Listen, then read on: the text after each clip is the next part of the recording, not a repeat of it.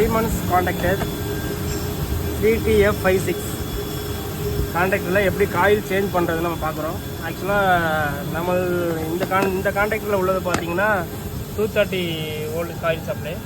அதை நம்ம 415 வோல்ட்டேஜாக மாற்ற போகிறோம். நம்ம எப்படி மாற்றுறதுன்னு பார்க்கலாம். பேக் சைடு திருப்பிட்டு 2 ப்ரெஸ்ஸிங் டைப் நாப் இருக்குது. அதை லாக் பண்ணிட்டு இப்படி எடுக்கும்.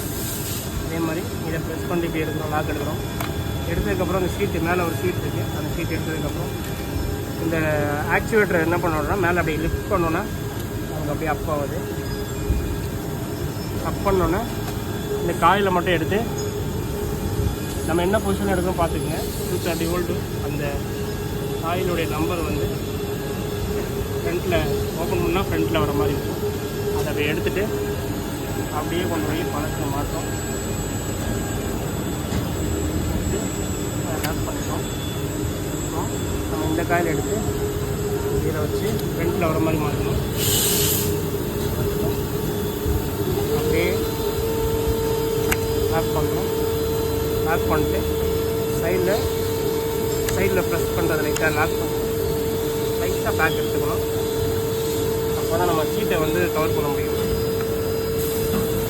சீட்டை என்ன பண்ணுறோன்னா எடுத்து வச்சுட்டு ஆயில் சேஞ்ச் ஓவர். ஓகே.